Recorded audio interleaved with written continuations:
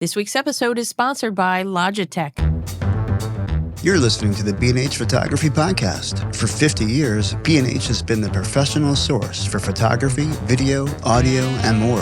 For your favorite gear, news, and reviews, visit us at bnh.com or download the B&H app to your iPhone or Android device. Now here's your host. Welcome, listeners. I'm Derek Fosmender, host of the B&H Photography Podcast. And I'm Jill Waterman, the podcast senior creative producer. And I'm Mike Weinstein, mixing engineer and senior technical producer. Africa is the cradle of our civilization, yet most Westerners see this massive continent from a distance and often through a scrim of largely negative headlines. It has a long history of bad PR. For more than a decade, Boston-based photographer Lou Jones has sought to challenge this misperception. In 2013, he launched an extensive documentation of individual countries across Africa, highlighting local institutions and building relationships with contacts who point Lou and his team towards what's important and unique about each nation. Africa is not monolithic, not one country as so many think. There are in fact 54, and as of today, Jones has documented a third of them for this project. Now, a bit more about today's guest. The eclectic career of Lou Jones has spanned every camera format, film type, artistic movement, and technological change, while simultaneously evolving from the commercial to the personal. Recognized by Nikon as a legend behind the lens and honored as a low-pro champion, Jones has maintained a photography studio in Boston for more than 40 years, all while traveling to over 65 foreign countries on assignment. Jones works primarily with advertising agencies and design studios for corporate clients such as Nike, Mobil, and Federal Express, as well as influential publications like Time, Fortune, and National Geographic, among many others. The author of more than a dozen books, Jones is also an esteemed educator and has served as a board member for organizations such as ASMP National, the Photographic Resource Center, and the Griffin Museum of Photography. In tandem with his busy assignment career, Jones pursues long-term projects on subjects as diverse as death row inmates, the Summer and Winter Games, and his most recent endeavor, the panAFRICaproject, a contemporary visual portrait of the entire African continent, to establish an archive representing its 54 individual countries devoid of the preconceived Western notions of distress. Lou Jones, welcome to the show. Thank you. I don't think I've ever had such a nice introduction ever in my career, so thank you very much. Well, it's much deserving. It's great to get you on. Like we had said before, you have such a storied career, and I want to get started on this panAFRICA project. Now, starting the project, that was not your first trip to Africa. You went to Africa early on in your career, and then you revisited the continent in 2013 to start the project. How did those trips that you took early in your career compare to when you started this project in 2013? Well, as you said, they were early on in my career. My first trip was a very, very small assignment from a publisher. And then the second was teaching a workshop for Pop Photo. And I got to see a couple of countries firsthand, completely devoid of this project. I was a neophyte when I first went, and I had all kinds of preconceived notions. Many of them my teachers taught me, and front page newspapers tell me, and I went there, and those notions were dispelled. And it was awakening to see Africa, this enormous continent, close up like that, and it spurred on the panAFRICA project. Mm-hmm. Now, Ghana was your proof of concept for the panAFRICA project. And what made you decide on Ghana as a starting point? Was there something about the photographic attributes or a compelling storyline that made it attractive to you? Or was it more about local access to your contacts? The project really got started almost 10 years before I actually had the guts to put it into motion. I rejected many ideas about how to do it. Most of them I found the flaw and had to start over again. But going to Ghana first was largely because it was the closest you can get to the United States. But also, I had a very dear photography friend, and that's a very important component, who was teaching over there and had been for a couple of years. And we had the idea that we were going to try and put some kind of media device in a classroom in Ghana and have a duplicate in a classroom in the United States here in Boston. And the fact that late afternoon in Ghana is early morning, we needed to have a country as close as we could get to the United States so that both classes were in session at the same time. Okay. And now these flaws, as you call them, what's the timeline like on these? Is this you guys trying to basically poke holes in an idea and make the idea more sound? Or is it something that as you're starting to put the pieces together and the details and the logistics, these things are coming to light?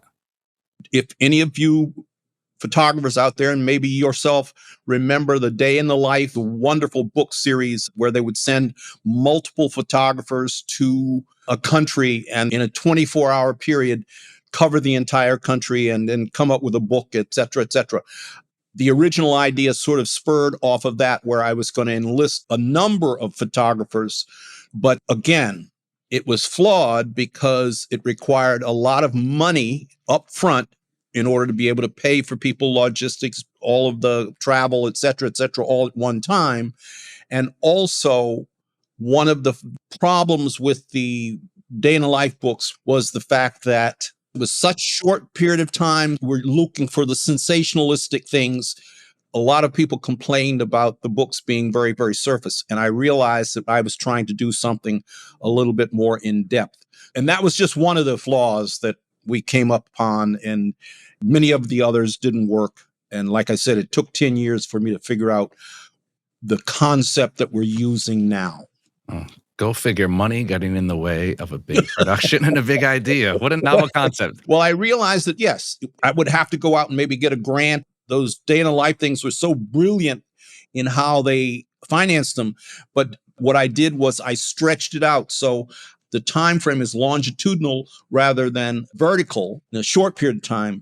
And we can reduce the burden of finances on each trip. Mm-hmm. So obviously that career where you have traveled, you had that experience, helped you kind of whittle it down, get it a little closer to something that was more obtainable. That's right. For that first trip. And what did that first trip look like from a logistical standpoint? Was it you in a backpack? And like I said, I had no idea whether or not it was possible to do to cover an entire country. In that particular case, it was a little over 3, almost 4 weeks. This is a foreign land.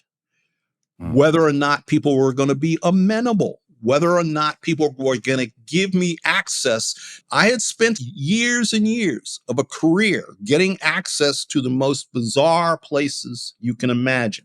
So I knew that I had experience in being able to do that if I had time. But in this case, the time, again, was compressed. And so getting access in a 3-4 week period. So I dropped in. I went alone because I didn't know how expensive it was going to be. Just moving around, paying hotels, et cetera, et cetera. And so I got there and found a very, very good person who got me started, introduced me to the first several people. And that's our whole thing is based upon not going to Harvard or University of Indiana and going to their Africa departments and talking about the history of that. We're talking about contemporary Africa, talking to people local, not academics in America, to tell us what's important to their culture, what's important to their country, what's important to their community, what's important to their company, directly from people who were living there, who knew about these kinds of things. And that's what our project's all about. So the research that we do before we go, which is extensive, is really done based upon the introductions that we make there. Okay. Now, in this research, is there a shot list or how much of this project is fleshed out in advance? Very, very little. I get people who come to me and say, hey, I'd like to do that. Every day you must know exactly what you're going to do.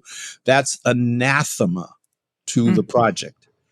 If I know what I'm going to do, I'm doing it wrong, because there are things that people are showing me that I don't even know what I'm looking at. The cultures are so steeped in tradition and different ways of doing things, not only of it being a completely unique continent, but literally each country.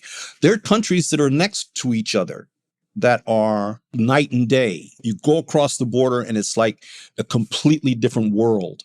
And so you have to really sort of bear down on the fact that the first several days, we're having meetings. We're going and meeting with people. They come to the hotel. We're going to their homes. We're going to their businesses and sitting down and saying, hey, I'm looking at industry. I'm looking at healthcare. I'm looking at politics. Do you know anybody in a hospital? Do you know anybody at a university? Do you know anybody that might allow us to come in and photograph their factory and see how people are working? Do you know anybody who owns a farm? Introduce us. You've heard the term 6 degrees of separation. Somebody introduces us to somebody who introduces us to somebody who introduces. So that's the technique that we use. And we refined it and gotten better and better. We just got back from Uganda, and it's just blossoming in the way that we were able to get into really interesting places. The way you're describing it, it almost sounds like a diplomatic mission. How much diplomacy do you have to? Extraordinary. Now, you've known me a long time, Jill. So you know that I've gotten into death rows. You cannot go in and photograph on death row. And I photographed 27 people in 14 death rows around the country. So I've spent a career getting access to things by myself, not with some major organization asking people to let me in. So yes, diplomacy is a major, major part. And when I go into a lot of the meetings around the conference room table, there'll be the CEO of a company or his managers and translators and all kinds of people around the table. And then the negotiation starts. And to get to the point where they're telling you something that you realize is cliched, is a stereotype, and getting around that and getting to something that's more important. You know, I went to Namibia and got to a newspaper and I thought, this is really important. And the managing editor, you could tell he wasn't buying it from us. And then we photographed the newsroom and everything. But then I convinced him to let us photograph on the presses, which was at midnight, you know. But steering him around the idea to get to something that was much more visceral and visual was all about the diplomacy with somebody who didn't want us there in the first place. So yes, it is. But as I say to people, I've been doing this a long time. Is it more difficult or is it easier in a sense going over there as an individual? I mean, you don't have to answer for an organization.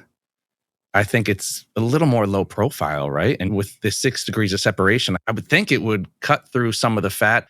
With each level of connection, you're building more trust. You know, it's not like you're a random stranger just popping up and expecting something. There's kind of a level of trust that you're going over there with, right? You're absolutely right. And this was by design, that as we perfect or add to the website, we can show people what we have been doing. So people were very suspicious. They say, what are you coming over? You're going to show we're going to do the same thing that the New York Times does all the time and makes us look like we're corrupt or poverty stricken. We don't know what we're doing, et cetera, et cetera. In order to sell newspapers, you're going to find some negative aspect of our company to display to people. And we say, wait a minute, go and look at the website. So armed with the fact that we have done this with other companies, you're absolutely right. The low profile does help a little bit, but getting in the door, you know, I used to shoot for National Geographic and Fortune magazine, and I noticed that when you went into a company in the United States and you said, I'm here for Fortune magazine, I'm to shoot your CEO, it made a difference. So the fact that we're low profile and the trust, like you said, that's a wonderful word because it really is where it comes from. And the fact that we can show what we have been doing and develop the trust, and we go in with people who say, hey, this guy's a good guy. I've known him for several years, blah, blah, blah, blah. That is all part of the diplomacy that you talk about. Mm. Now, there's a beautiful and ironic dichotomy here. It's you coming over to Africa because of this misperception and wanting to really dig into this and demystify the contemporary culture. Coming from the United States of America, according to everybody I talk to from overseas, it's like, man, we're either good, we're bad. That's right. So how did you handle that? Was that something that was more of a surface level thing, or did you deal with it when you were getting in and talking to people? Do they have their own misperceptions of you just based on being an American? Yes, you go in very often with a huge gap between not only your cultures, but the trust that you talk about and et cetera. So you do have to get through that. But one of the things that I have figured out relatively early on, I'm learning constantly. That's where the real beauty of this and what keeps me interested is I'm seeing new things. But from the very beginning, I thought it was just sort of lip service where I was saying, I'm trying to dispel a lot of the misconceptions of Western media about the negative things, the only things that they publish and show to their nations. And so we're coming over here to find and show how contemporary life is very similar to anywhere else in the world, and maybe even some places more exciting.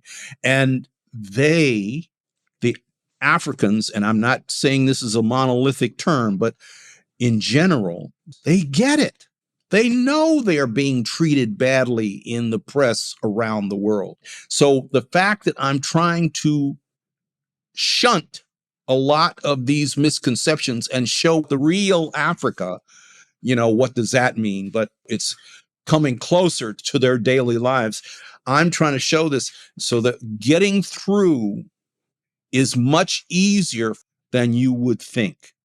What would take me, if I could get into a company in the United States, 6 weeks of negotiations can take a matter of a few days in Africa because of the nature of them understanding that we're working in their best interest. Interesting. Yeah, totally. I mean, it's something that you would think it's got to be a little bit of a shock at first. And then, wow, someone's That's actually right. coming That's here right. to photograph and put the correct information out there. It's really just putting what's factual out there. That's right. You have to be very, very careful because a lot of the things we do are not nice. A lot of the photographs we're taking are not positive. We're trying to figure out corruption. We were just over there. It took us years and years of negotiating diplomacy to get onto oil fields because they just don't want Westerners anywhere near that stuff. And so getting onto oil fields finally, and it's a very controversial issue. Ecologically, economically, even from the standpoint of how other countries have a real hold on these things. They don't want to explore that kind of stuff. Have you ever been asked by a company head to show them your pictures for approval? Yes. Now, we've been able to hold that at arm's length, but we just came back from Uganda and we got very, very, very fortunate that a multinational company and one local company both gave us carte blanche and helped us go and do what we have been doing. But we sent a lot of pictures back to them in order for them to take a look at, not for approval, but for possible usage. And so we're negotiating that usage now. Absolutely. Yeah. Now, in a funny kind of way, the budget on this is minuscule compared to what we do for, say, our corporate clients and things like that. So we have to be very, very careful about money. And so the only real currency, and I use that word liberally, is the fact that we have photographs. So if we photograph somebody and they want to see the pictures, we'll send them their picture, you know. So like I said, the newspaper that didn't want to let us in Namibia, I got a couple of very good pictures of the printing press. And every day I post while we're there, the constituency that has supported us and understands this gets to see on Facebook and Instagram at least one picture. It's sort of like a travel log, and it's to show people what it really looks like daily and go along with us. So I have a computer, and every night till 2, 3 o'clock in the morning, I'm editing and posting. Anyway, when I looked at the pictures, and a couple of them came out very, very, very nice, I came up with the idea. This is right in the middle of Namibia. This is several years ago now, so I've been doing it ever since. But I sent the managing editor right away 2 or 3 pictures, and he loved them so much that he asked to use one of them in their 25th anniversary issue. And I realized that I really was onto something there. And we had a similar thing happen with a beer company here in Uganda, where the people wanted to see something right away. And we sent a couple of pictures to them, and they were so thrilled to see the pictures that the currency that we have in photographs is really very, very, very palpable in some places like that. And speaking about the photos that you're taking, you know, there's this responsibility of photographers where our images are out there and they're to be judged by the viewer. And we have that That's right. great responsibility of taking a single image or a selection of images and telling a story. And the viewer might not have all the facts. There's a lot of intention that is implicit in how people see a photo. Now, That's are right. you cognizant of that when you're putting together the shots? We see all these tourism photos and these photos that do a disservice to the very thing that you're over there combating. That's right.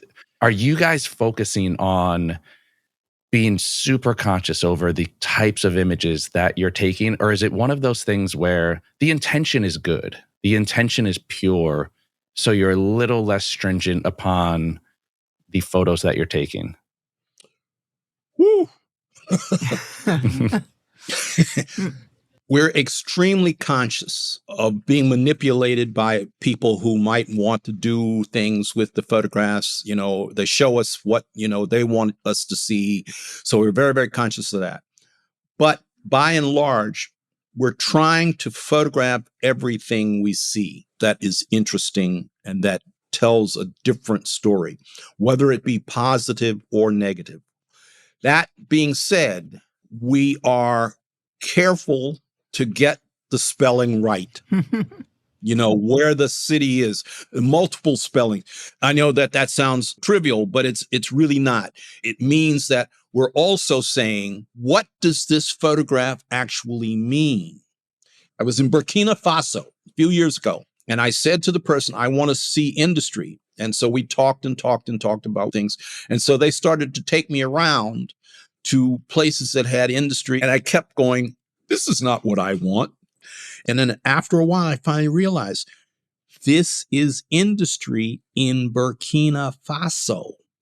That is more important than my fantasy. So we have to be very, very careful. Now, we literally just put to bed the 2nd volume of the panAFRICaproject book. So it will go to press within days, hopefully. And one of the things we do is spend inordinate amounts of time writing these very terse, informative.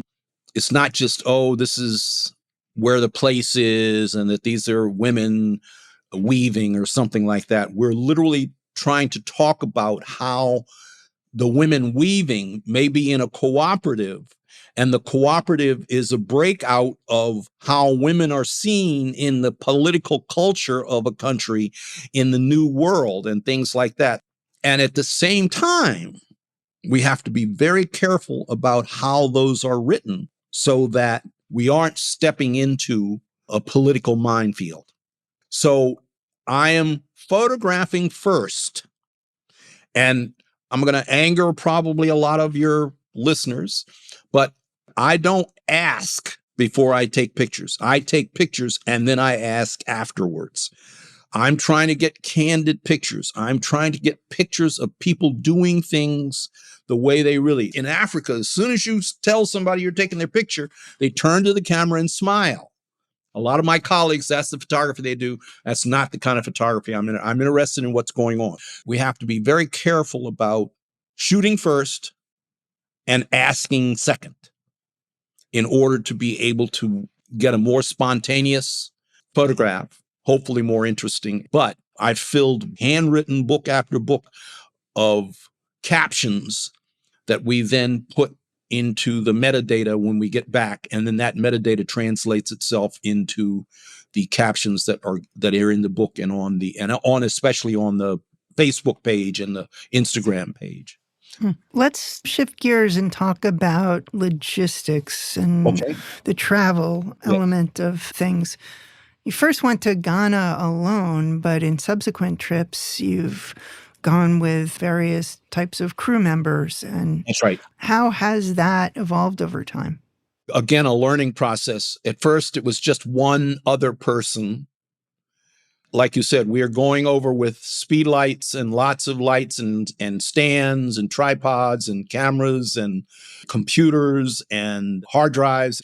That's the core. Then you got to have clothes. You got to keep warm when it's cold, and you got to keep cool when it's hot, and you're going into State Department meetings and parties and things like that. So you have to wear the appropriate clothing and shoes, all of that.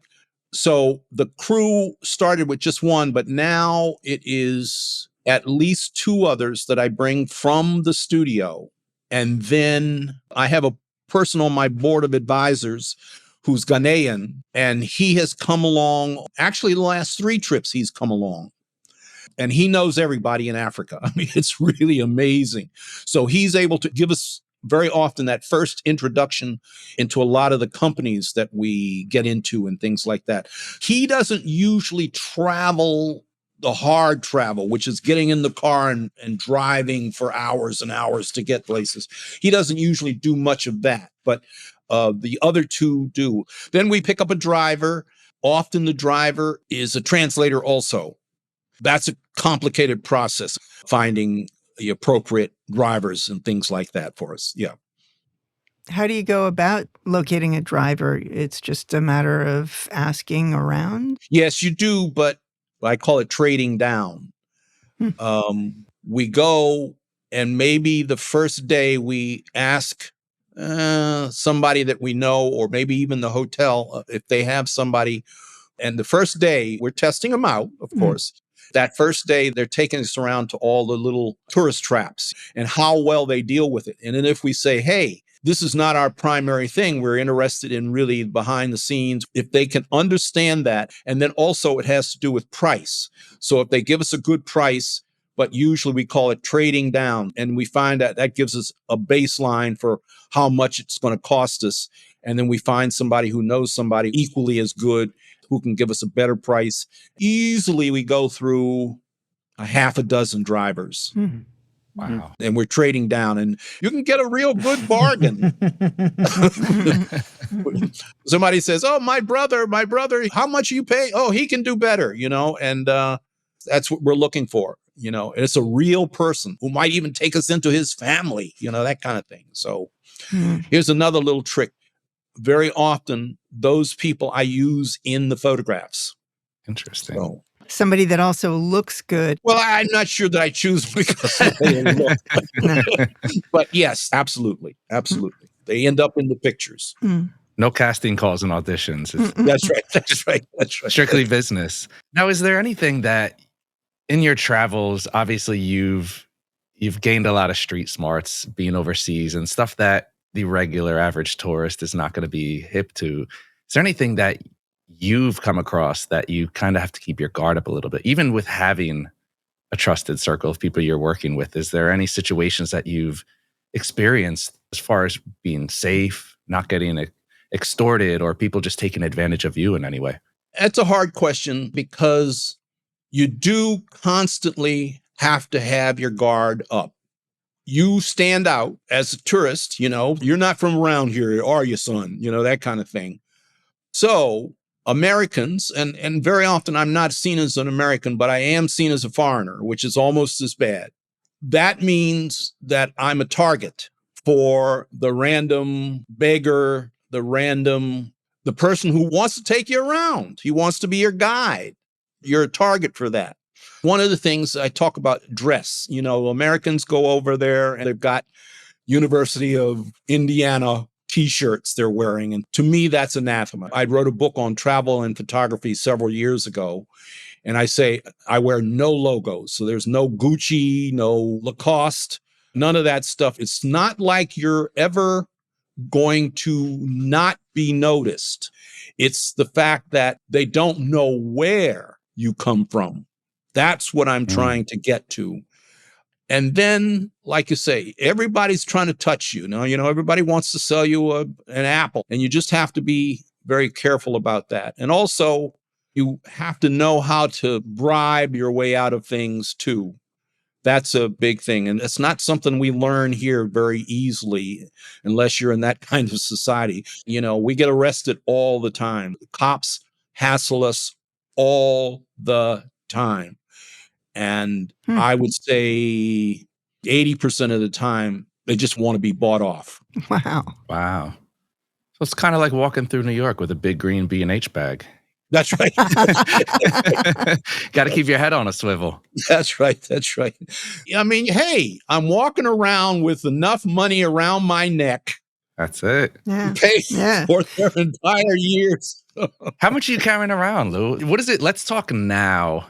Not your first trip over there. Now, what's the gear looking like? Oh, if I'm doing just street shooting, which is the most vulnerable that you can be, I've got a camera bag over my shoulder and I've got 2 bodies. I've probably got 3 or 4 lenses in there. What are you shooting with these days? Nikons. Still shooting Nikon. Mirrorless or? We haven't graduated to mirrorless yet. I know that sounds horrible, but I've got enough Nikon equipment over the 50 years I've been in business to start my own company. I'm still using lenses that I bought a dozen years ago for the Olympics, the 600 millimeter lenses, the 500 millimeter lenses. I'm still using those on the cameras, even though I'm using, the latest of the SLRs, the A50s and things like that. I'm still using that. Wow. All of those lenses still work well. And we're shooting video with it, etc. Wow. Now, what's it like traveling with that? It's horrible. It's because we have to get the Speedlights. Low Pro was really good to us a few years ago and gave us a bunch of cases that really fit in the overheads. And we literally measure our gear in half ounces because of weight. It adds up. Do you have to get special clearance from airlines to bring all that carry-on stuff? No, we fulfill their requirements. They have weight limits. We're always under the weight limits. How many carry-on bags can you take? I have one and my tech assistant has one. Just the lighting gear and then the tripods and stands and umbrellas and light boxes and all of that stuff goes underneath. We're compact. We probably travel with 6 to 8 Speedlights, filters, and all the little clamps and all of that stuff. So tell us more about the Speedlights. Speedlights just changed my entire life. I can light an airplane factory with Speedlights. We can go into someone's little teeny tiny. The worst place I went in was this painter. He had this little hovel of a place. We could barely get around, but you could put a little Speedlight just off to the side and light him. And I lit a cockpit of an airplane with the pilot in it and a softbox with a Speedlight, tucked it just behind my shoulder. They're amazing. I mean, you are the master of the Speedlight. Well, I like to think so. But amazingly enough, I'm still learning. They are just so phenomenal as to how little, just a little teeny tiny little piece of light, or like I said, lighting a factory.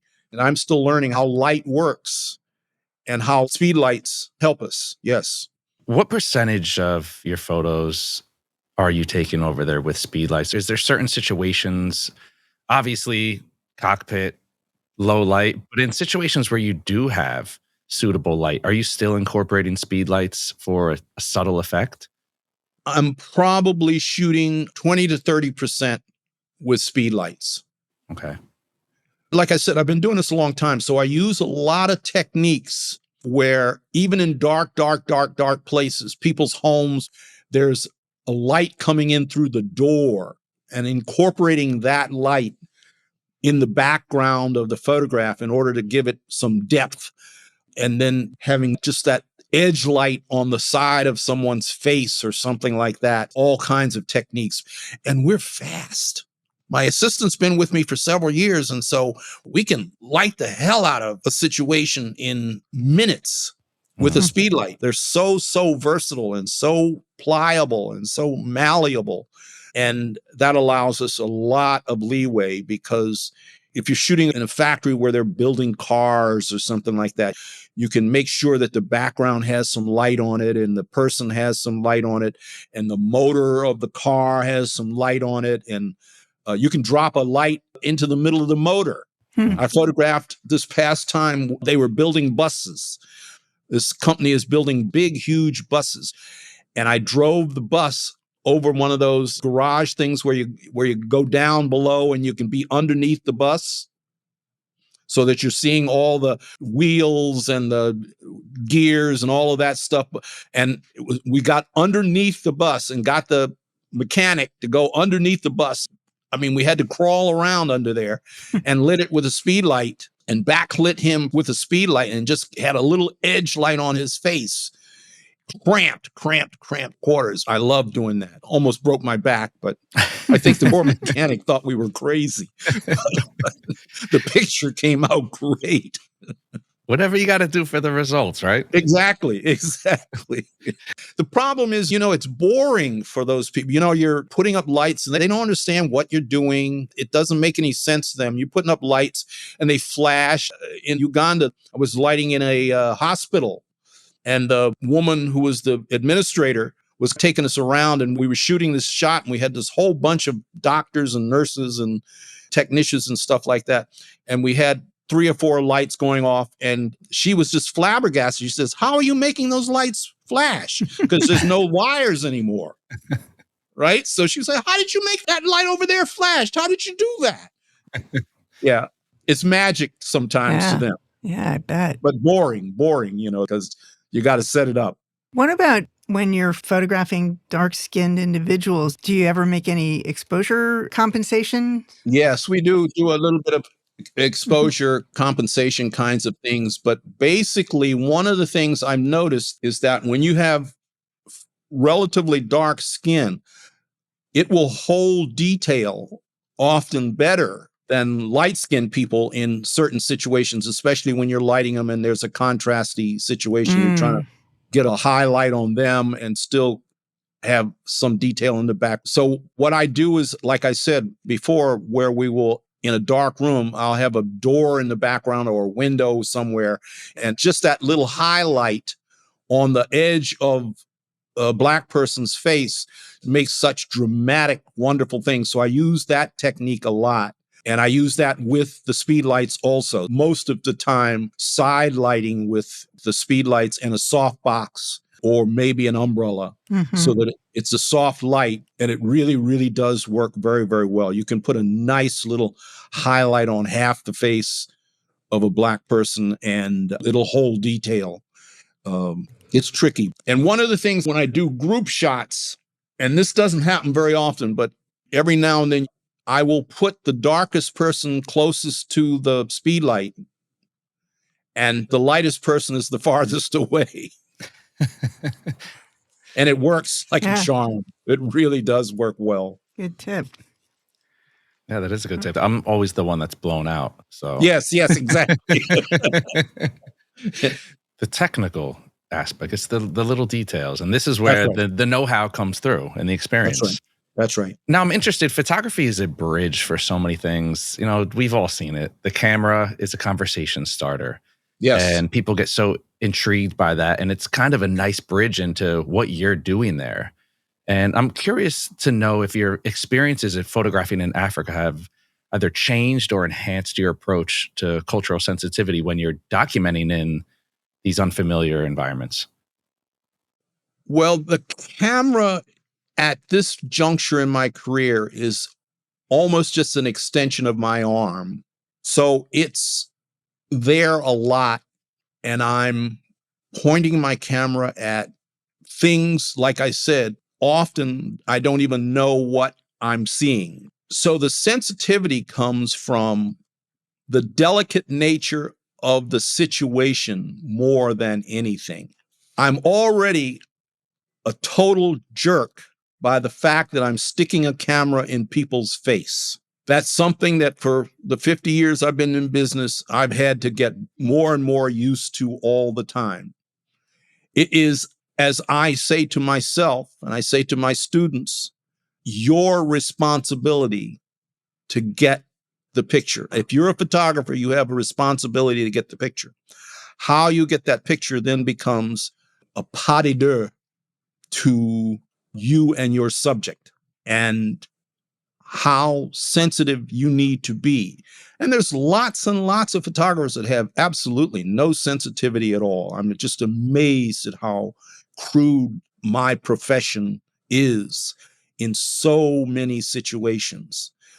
But I'm thinking that when you are looking at another culture, and even if what they are doing is totally alien to you, how close you can get and how you get close are things that are part of that sensitivity. In Morocco, a guy was taking me around, got us into a hospital. We photographed operations, we photographed oncology, the whole thing. I was just amazed. We got great photographs. But the guy who was taking us around was seeing me work. We finally got into the back and we're talking to the main administrator at the hospital, a woman. It was really wonderful. And they had given us such great access, but it was very, very, very sensitive stuff. And the woman was like, "What are you doing? This is very sensitive. We have to be very, very careful about privacy and all." I said, I do ask permission to be able to photograph people who are in the hospital like that. Anyway, he turned to her and he said, sotto voce, "No, you don't have to worry. Lou has a very light touch." And I have loved that and used it ever since. What a compliment. Isn't it? Yeah.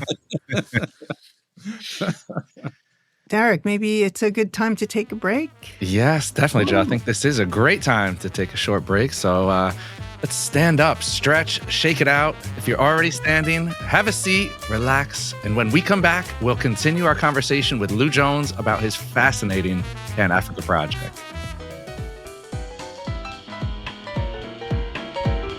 The Logitech Mevo Core is a live streaming camera that captures up to 4K video at 30 frames per second with high-quality audio. Wirelessly connect multiple Mevo cameras and stream directly to your favorite platform with the Mevo Multicam app. With a compact design and up to 6 hours of battery life, you can create anywhere. Head on over to bnh.com for more information about the Logitech Mevo Core or use the link in our podcast show notes. And we're back. We're here talking with Lou Jones about his Pan-Africa project. Now, Lou, I want to dive back into when the boots are on the ground, when you're over there in Africa, what does each trip look like as far as the length of time you're over there? Are you just hitting one country at a time? Can you take us a little bit through that process?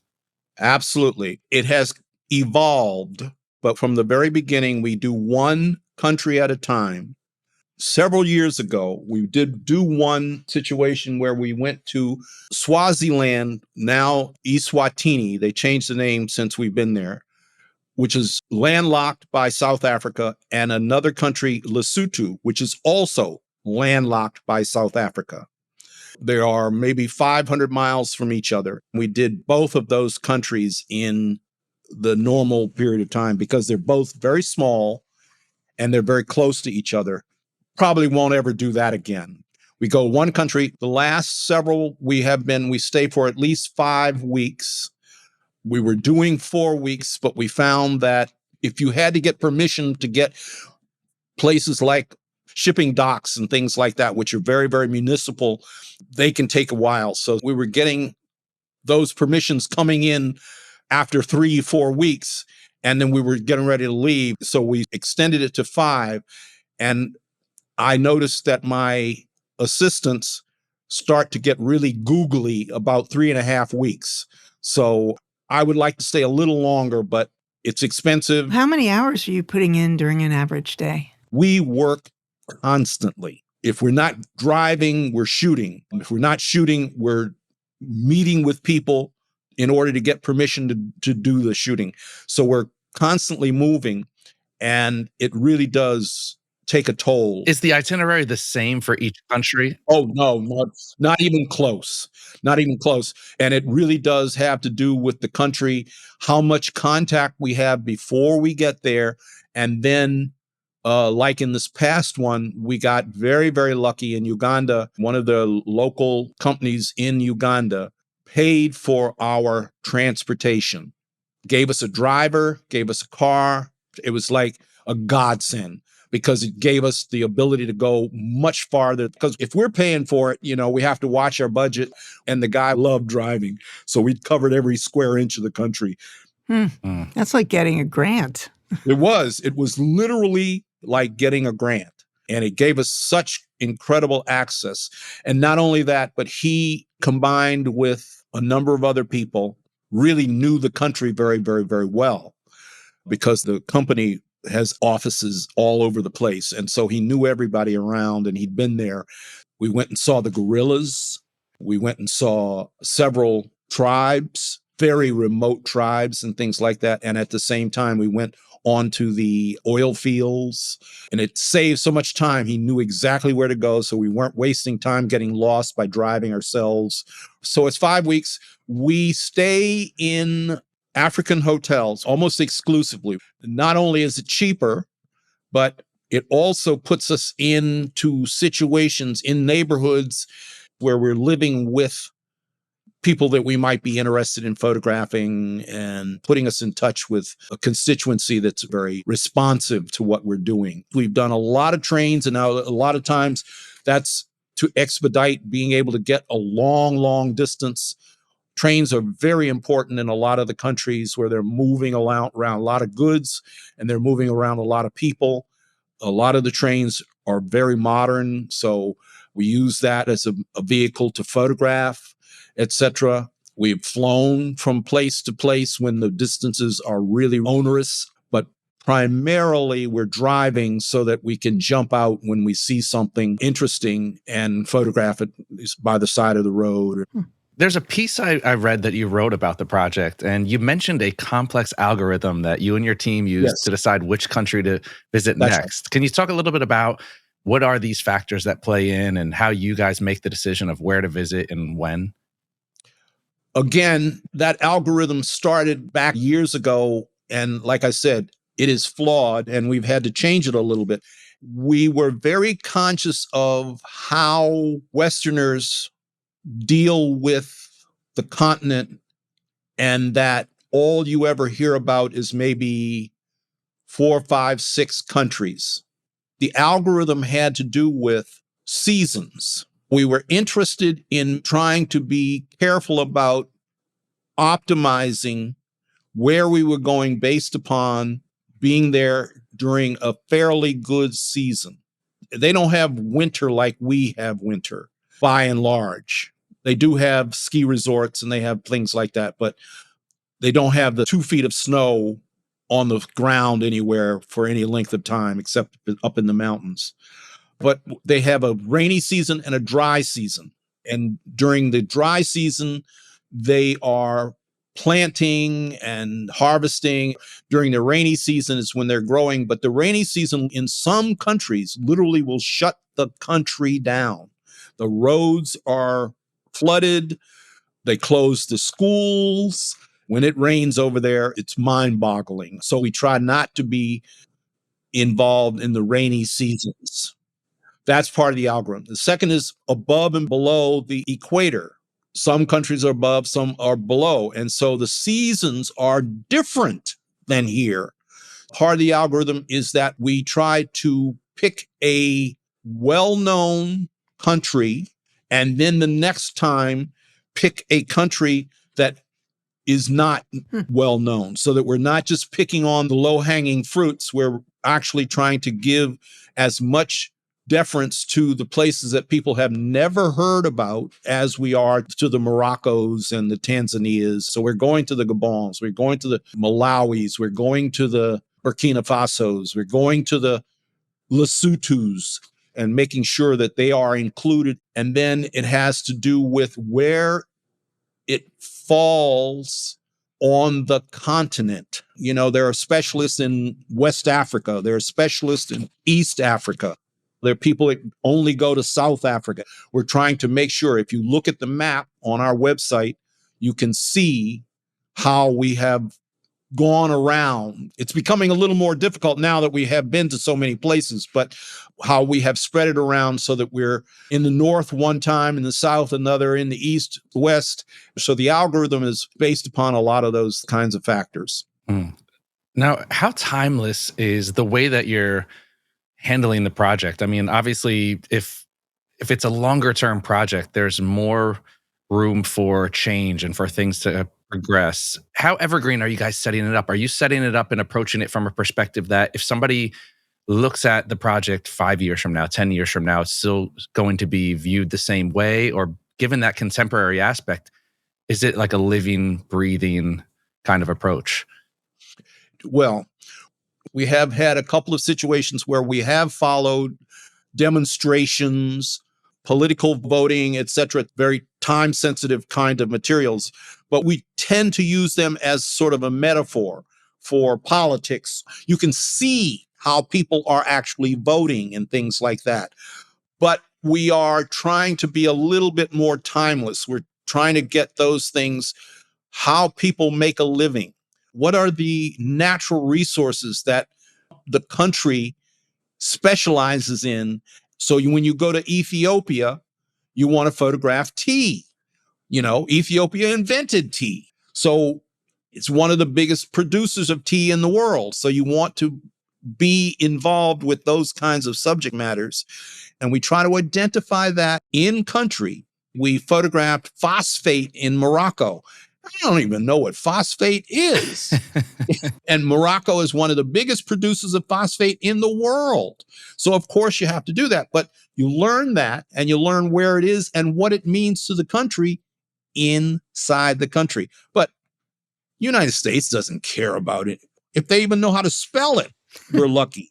So it's an important phenomenon in Morocco, very unique. Copper in Zambia, where we photographed. You know, now copper, we know what copper is, but the fact that it has one of the biggest stockpiles of copper in the world, things like that. So your point about the algorithm is very complicated in that we're choosing the countries not because they happen to be tourist places or popular or well-known or front page, you know, going to Mozambique, that kind of thing. If you read Mozambique's travel guide, it's horrific. Now, of course, people are buying those travel books because they want to go to the beach. They're trying to maximize their vacations, and that's just almost the opposite of what we're doing. A lot of the misperception is this archaic view of Africa. It's of an underdeveloped continent. Yes. What is something that you've seen? Is there anything like a technological innovation that you photographed in your trips? What have you learned from this? Well, the school systems in many countries is inadequate, but in lots of places, they are doing great things with getting the school systems up and working. And in certain countries, the advances they are making, and the Africans are really showing themselves to be extremely good at high tech. So they're good entrepreneurs. You know about Nigeria and its entrepreneurs, and Kenya is kicking butt, places like that. So they have leapfrogged over us in terms of mobile cell phone usage. Wow. So cell phones are like unbelievable. Most of the people have cell phones. Even, you know, you'll see a Maasai warrior out herding his cattle, and he's got his cloak on, his traditional colored cloak. He's barefoot, He's got his staff that he uses, and he's out there walking everywhere with his cattle, and he's talking on a cell phone. You can take a mobile cell phone and you can buy a car on your cell phone. You can pay the salaries of all your employees. You can get the latest information about where you can buy seed for your farms. You can find where to sell the produce from that farm, the best prices. You can save your money without a bank using a cell phone. You can pay for anything in most countries with a cell phone. They have leapfrogged over the United States in terms of the usage of, and how sophisticated. They call it fintech. I never heard of that. I had no idea what that meant, meaning financial technologies. And that's using cell phone to save money, to budget your company. Your cell phone can do the entire budget for your company. We benefited from that because in several different countries, we worked with a couple of local assistants who helped us, who could dance with computers. They were just savants, just amazing. So they're pushing a lot of that. So we saw a lot, and we photographed a fairly good amount of high tech schools, companies, entrepreneurs, and usage. Now, is it advancing as far as the culture, not just technology, but pop culture? And in the United States, I like to say it's not advancing. In some ways, we're devolving. I think the more technology we get, we're going backwards. That's right. Do you see the same kind of timeline over there? How does it stack up where here we've seen the advancements of a century's worth in 10 years? What is the timeline like over there? It's similar, not quite as jaded as we are here. One thing that, again, I'm going to pull in the cell phone thing because it's such an essential part. In the second volume of the Pan-Africa book, I wrote a chapter on music because music is such an essential part of African culture. The music that comes from the different parts are just amazing. Now, if you think about it, and this is the first time I've said the word slave, Westerners brought slaves over to the United States. They completely severed their relationship with their homeland, with their language, with their culture, etc., threw them all together to work on the farms here in the United States. Out of that, African Americans, my ancestors, have made an amazing world influential music, going from gospel music to jazz to rock and roll to hip hop, etc. That is probably the most influential music in the world now. And it is now being imported back to Africa, and they are absorbing it and making it so that whole social media, pop culture thing is being absorbed there along with the music. And they're creating brilliant music. And they're bypassing, just like they did with bypassing banks with the cell phones and stuff, they're bypassing the fact that you need to have a record company help your band. They're now selling, and we're doing it a little bit here, but they've taken it to an art form in Africa where you can literally become relatively famous purely using social media and cell phones, and people buy one song at a time, etc. And they produce the music in their little garage studios, sing, record the music, etc. on their little garage studios, and send out the music on cell phones, and people can buy and download song by song and actually make money that way. So that's coming full circle over 300, 400, 500 years and matching us with social media and pop culture. And it's huge. It's not just a little, it is huge. It's fascinating. Much like any place you go, you have urban, you have rural, you have indigenous communities there, and you photograph these cultures side by side, and it's all part of the same project. Yes. Can you talk about putting it together from a perspective of cohesion, and how do you document the plethora of different types of cultures all through this lens of contemporary society? Well, the whole project, again, misguided Jones going there saying, I want to find out what are the real things. We were very interested in modern Africa, what people are doing right now, poor and rich, middle, whatever. And one of the things that we constantly ran into right in the middle of downtown capital sections was this National Geographic appearance of the exotic tribes, the people who might be the Maasai, the Himba, the Fulani, the right in the middle of town, dressed in traditional clothing, bringing their produce or bringing a lot of their traditions into everyday life. So you would see on a main street with the traffic jam of cars going back and forth, you would see people with their white shirts and ties and briefcases going onto the 13th floor of their high-rise office buildings. And right next to you would be somebody who had beads around their neck and beautiful textile robes.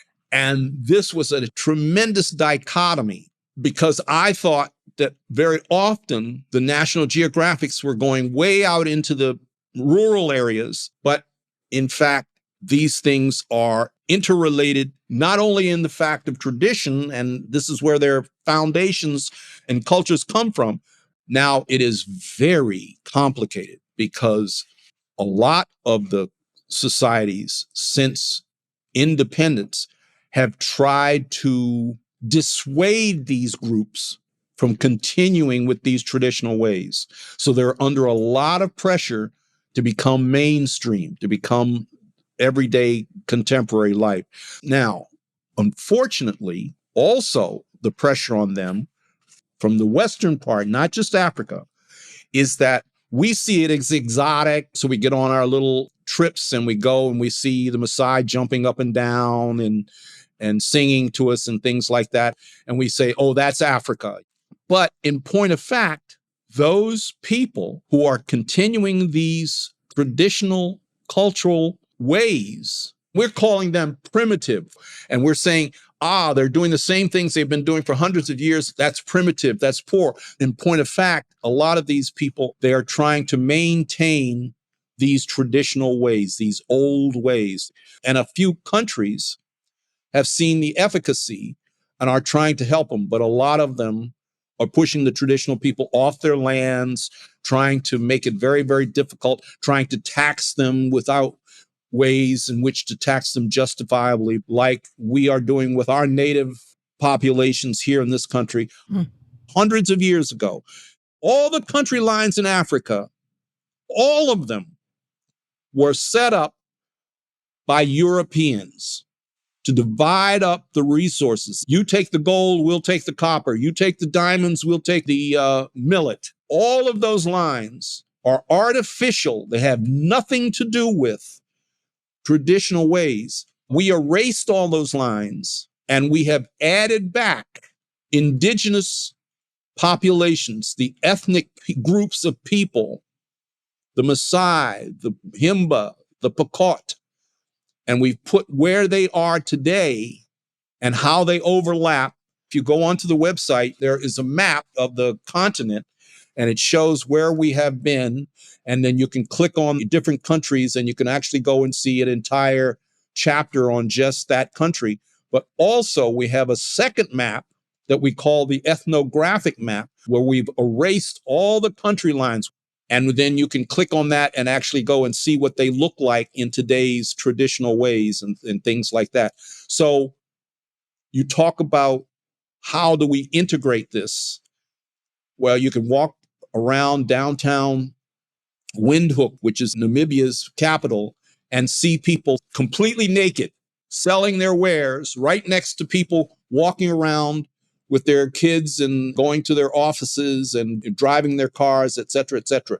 So these comparisons are sometimes easy and sometimes not so. I'm actually writing a chapter for the third book. I'm starting to write the third book already to keep ahead of everything. And I'm writing on ethnic groups and trying to decipher this very complicated situation, the way I see it, and I'm trying to figure out how to write this, the way I see it is that it's almost two parallel worlds. It's the traditional people who are maintaining the traditional ways of life, the agrarian, the pastoralist, without electricity, living in the same kind of domiciles without water, and the people who are in the towns, just like downtown Cleveland. And so there's two parallel worlds moving in sync. And we're trying to make photographs of that exact situation. Wow. Wow. See how complicated this gets? So in addition to these images being used in your own publications, where else are these images landing? We got a wonderful company a couple of years ago, a big institution down in Washington, D.C., came to us and said they needed healthcare photographs, only healthcare photographs, and specifically women, pediatric maternal situations. So we were able to give them lots of photographs from different countries about healthcare, both on the highest level of technology down to these little clinics that they have under trees in the villages and things like that. Now, when you are approached by people looking to use images like that, it begs the question of, do you get releases, model releases? Woo! No. Until this last company that helped us, as I said, wanted releases. So we got releases in Uganda. One of the things I made as a rule that I would not chase releases like I have been doing for the last 40, 50 years, because it really changes the way you photograph. It changes that dynamic between you and the person. We had to do it in Uganda for the client, but after the fact, are you able to maintain connections? we do. It's amazing. You get somebody who you photograph literally on a side of a mountain, and I give them my card and I say, hey, email me, remind me of this situation, and I'll send you your photograph. We spend a lot of time trying to maintain those kinds of connections. You know, we're asking them a lot. If you think about it, just to take somebody's picture halfway around the world is often asking an awful lot of somebody. And it goes all the way back to that issue about sensitivity. We're trying to be sensitive to what we are to them. So we try to make sure that if they follow up, we get back to them. It's a full-time job. It is. Yeah. Beyond that. Yeah. So you mentioned that in the most recent trip, you were partially funded by this company that gave you a driver and allowed you to travel around the country. But before that, at some point, you started raising money through Kickstarter campaigns. Yes. Can you talk about that a little? We've done 3 crowdfunding campaigns. The first 2 were Kickstarters, and the last one was Indiegogo. It's how we survive. I mean, I can't afford this. Commercial work, it just goes so far, and I'm carrying, assistance and travel and all of that stuff. So we've done these campaigns. Now, they were also intended and have been successful in producing the first book. So the first book was paid for before it was published. So we raised enough money not only to go on a trip that would be included in the books, but also to pay for the design and publishing of the book, if that makes sense. So I think our campaign is a little unique in that people were trusting us enough to come up with a book. And here we're going for the second one before it was even photographed, if you think about it that way. So they weren't buying the book by looking online or whatever it is. They were buying the book and we're saying, okay, you're going to pay for us to go there and to publish this book. So we've done, like I said, 3 successful crowdfunding campaigns. And that's how we've paid for a lot of what we've done so far. They're very hard to do, but we raised a goodly amount of money. What was the difference between the Kickstarters and the Indiegogo? How did they compare? So Kickstarter won't give you any money unless you make your goal. Right, right. And so you're nervous for the whole time. You're just chewing your fingernails the whole time until you make your goal. And my feeling is that there is a certain exhaustion factor. That's a lot of pressure. Absolutely. A lot of pressure, but exhaustion from the audience. Like, hey, here's Lou Jones begging for money again. He's just floating his career by getting money from us. It turns out that Kickstarter, they're statistical geniuses. So they told us that if you are successful with the first campaign, the second campaign is as often successful. Wow, that's interesting. So we did the first two with Kickstarter, which had that pressure on us. But the third, we did Indiegogo. So we got what we got.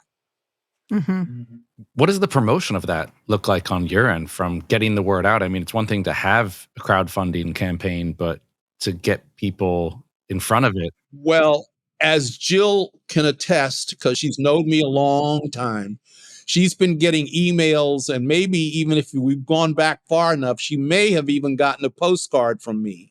Long before there were computers, I have been sending out postcards to my clients, friends from all over the world for years and years. I take it very seriously. Yeah, I love this about you. And not just a postcard, but there's a poem basically written on the postcard. Yes. And you know how hard that is to write a poem to each person. Oh, they're personalized. Yes. Wow. There you go. It's not a group thing. Lou's like, I'm not cutting corners here. It's like jazz lyrics or something. Yeah. It's really special. Interesting. It's stream of consciousness from the time I'm there and what I'm seeing. So I've been doing that. So anyway, my Rolodex is fairly large. And we found that with the help of Kickstarter, they promoted it on their platform. So it got seen by a lot of people. But still, we found, and again, they give you all these statistics. They're really good at giving you the statistics of what's happening and when and how. Anyway, we still found that the lion's share of the donations, both in quantity and in quality, were from my mailing list, which, like I said, I've been doing for 50 years. That's cool. Yeah, and that adds a nice touch. I mean, you had said it. It's hard enough to put out one campaign, but to come back and do a second. That's right. But if I'm getting a Lou Jones original one-of-one poem, yes, it changes things. Yes. No, and it was years ago. This is, again, before computers. You know, I don't send out a lot, but I try to be diligent about it and get in touch. And so I just remember back in the day when you took your little portfolio to a design studio or an ad agency, going to see somebody at a design studio, and I was showing them my photographs, and I saw my postcard push pinned up on the bulletin board. And I said, maybe I've hit upon something here. I love that. You know, in talking about moving the needle, and you know, the point of this project is selfless, as we talked about earlier. There is a really noble cause behind this project. What does quantifying it look like for you? I mean, I think it's great to have people who are committed to embettering the world and embettering the perception, especially of the misperceived. And, you know, change is affected one person, one thought, one action, one project at a time. What does success look like to you? One of the things that we've discovered is that nobody cares about Africa in the United States. Now, I had an inkling about that at the very beginning. I mean, that's why we have been able to perpetuate the negative view that we see, is that nobody cares about Africa. So I knew, just like the Death Row Project, the monetizing has been problematic. We have done many exhibits in museums and galleries, in schools. The Massachusetts Department of Education is using our photographs for their 7th grade curriculum, and that was a nice sale. We have had companies that have bought the photographs for their efforts in Africa. We sold prints, we sold books. So that is the sort of quantification if you talk about it. But primarily it's the articles and this kind of thing where you're allowing me to talk about Africa on a podcast. I do lots of lectures about it. I even taught during COVID a couple of college level courses in Africa using my photographs. So it gets out, but I am not satisfied by any stretch of the imagination. Like I said, nobody cares about Africa. So even people that might be interested for a little while, then they'll go off and look at TikTok or follow the Kardashians far more than they'll pay any attention to us. So where do you go from here? What's the next step? Do you have it mapped out? Yes and no. I mean, we're literally starting work on the next country. We don't know what it's going to be. I was hoping that the company that helped us in Uganda would help us with the next one, but we've been back and forth and we haven't gotten anywhere. But anyway, we're getting ready to figure out where the next country is and trying to, like I said, to get money from sources like grants. And so we're writing grants. That's become a big part of our commitment right now. The paperwork, the business side of things. Now, what about the people who you are photographing in Africa? What has been the biggest impact to them from this project? Do you stay in touch with people and see the impact? The impact is hard to measure. We stay in touch with lots and lots of people, yes, but we just did a huge deposit of photographs for a school for young women in Uganda, and they're learning skills. They're learning sewing and weaving and hairdressing. Our photographs were used on a very, very nice video to promote so that they can raise money. So those kinds of organizations we've stayed very well in touch with. And so they're using the photographs to hopefully raise money to make someone's life a little easier on a grassroots level in Africa. Yes. That's outstanding. I mean, it's beautiful work, but more importantly, it's impactful and important work. When people like that can use, that really makes us happy. But we need to get to bigger and bigger companies. Well, Lou, it's such a pleasure to have you on and talking about this project. And we would love to hear back from you in the future and see how things are going. You said absolutely. Book 3 is in the works, and that's right. That's right. How many more? I mean, is there an end or an end goal? Not really. The third book, like I said, we are working on now, and we've got enough countries past that to do a fourth. And we're going again, so hopefully we can keep it going. But there are 54 countries, and so we're only a third of the way. So we can keep this going a little while. There we go. And where can our listeners stay up to date on what you're doing? They can go to our website, which is www.panAFRICAproject, one word, panAFRICAproject.org. And you can go on every day and see Facebook and Instagram. Yeah, it's a very extensive website, and it's going to be in our show notes. So. Exactly. It's very extensive. We're working on that constantly. One of the biggest things is that I have somebody who just does metadata. That's how big this is that all they do is just, like I said, get the correct spelling. This tribe is spelled 2 or 3 different ways. I'm yelling at everybody to make sure they get the places that these pictures are taken, et cetera, et cetera. Like you said, it's an extensive website. Well, Lou, I want to thank you again. This really is an outstanding project. Thank you for doing this. This is wonderful. No, this is great. I know our listeners appreciate it as well. And I want to thank all of you listeners for joining us today. If you are a fan of the show, but are not yet a subscriber, head on over to Apple Podcasts, Spotify, B&H's YouTube channel, or wherever you get your podcasts and click subscribe. You can also find us on the B&H Explorer blog, where we post photos from our guests along with our show notes. And please join us on Facebook at the B&H Photography Podcast group, where you can share your favorite photos and comment about the show. I'm your host, Derek Fosbender. Jill Waterman is our creative producer. Episodes are recorded, mixed, and edited by technical producer Mike Weinstein, and our executive producer is Richard Stevens. On behalf of us all, thank you so much for tuning in today.